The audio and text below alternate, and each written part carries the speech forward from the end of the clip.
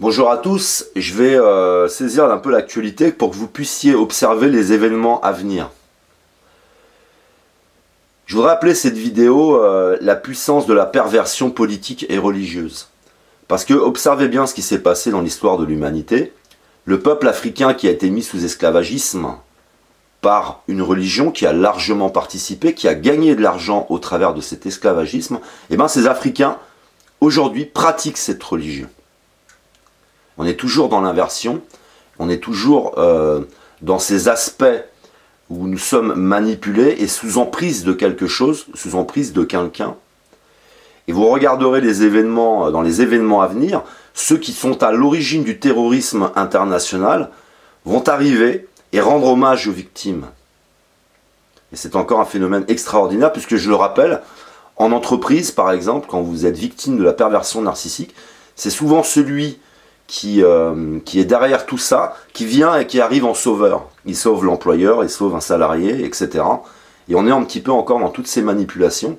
Et c'est là qu'on peut voir qu'au travers des médias, au travers de la consommation, au travers aussi du cinéma, de la culture à gros budget, à quel point les gens sont complètement sous cette emprise et vont accueillir en fait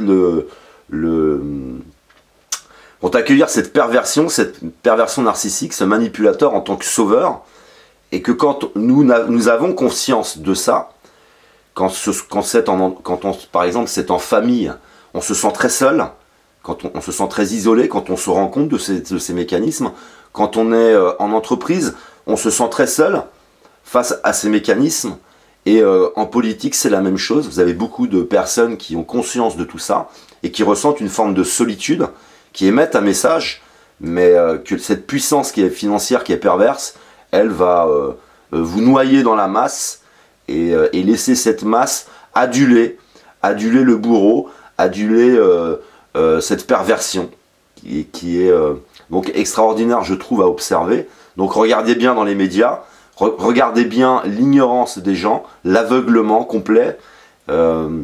Regardez bien ce qui nous a rendu aussi comme ça, c'est-à-dire c'est notre éducation nationale, c'est le désir politique de nous laisser dans une forme de pauvreté, et c'est la religion de, comment dire, de magie, la religion de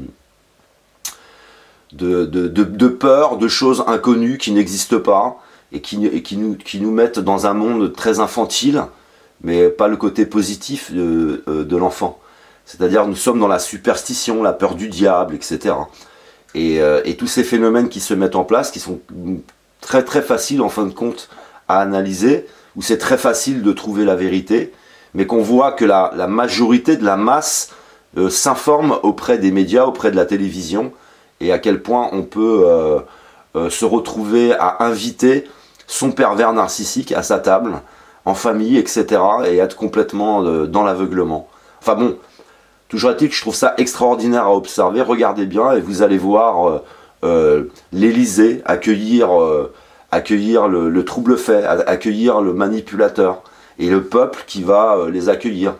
Je regardais dans la presse, je vous mettrai un lien dans les commentaires, où en fait il y a même des personnes qui disent Obama est celui qui est la représentation de notre délivrance, c'est notre Dieu en gros.